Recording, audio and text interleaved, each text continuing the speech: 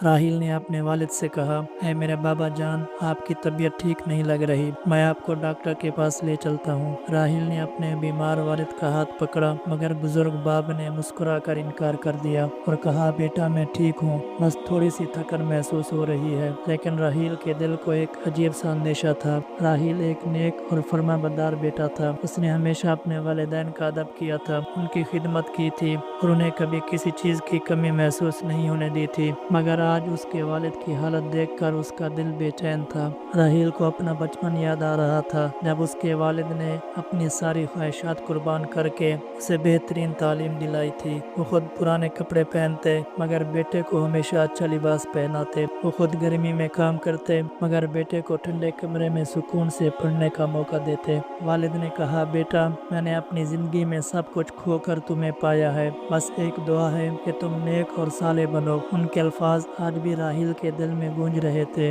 वक्त तेजी से गुजर रहा था और अचानक एक दिन ऐसा आया जब राहिल के वालिद की तबीयत बहुत बिगड़ गई। वो हॉस्पिटल में दाखिल थे, मशीनों से जुड़े हुए कमजोर जिस्म के साथ, मगर फिर भी अपने बेटे की तरफ मोहब्बत भरी नजरों से देख रहे थे। बाप ने कहा, है मेरे बेटे, मेरे बाद तुम्हारी जिम्मेदारी है कि तुम अपने छोटे बहन भाइयों का ख्याल रखो, अपनी माँ का सहारा बनो, हमेशा दीन पर साबित कदम रहो। राहिल की आंखों से आंसू बहने लगे और कहा, है मेरे बाबा जान, मेहरबानी फरमाएं और ऐसा मत कहें, मैं आपके बगैर नहीं रह सकता। मगर कुदरत का फैसला बदलना किसी के बस में नहीं था। एक रात जब हॉस्पिटल में सब कुछ खामोश था, राहिल अपने वालिद के साथ बैठा था। अचानक वालिद ने आहिस्ता से कहा, है मेरे बेटे, मैं जानता हूँ तुम मेरे लिए दुआ करोगे, मगर याद रखो सबसे बेहतरीन सदका जारिया नेक औलाद है। अगर तुम नेक बनोगे तो मेरी कब्र में रोशनी होती रहेगी। ये अल्फाज कहने के बाद उनकी आंखें हमेशा के लिए बंद हो गई। राहिल की जिंदगी बदल चुकी थी। अब वो हर नमाज के बाद वालिद के लिए दुआ करता, उनके हक में सदका देता और हर नेक काम करते वक्त सोचता कि उसका सवाब उसके वालिद को पहुंचे। उसने अपने बहन भाइयों की कफालत की, वालिदा का हर तरह से ख्याल रखा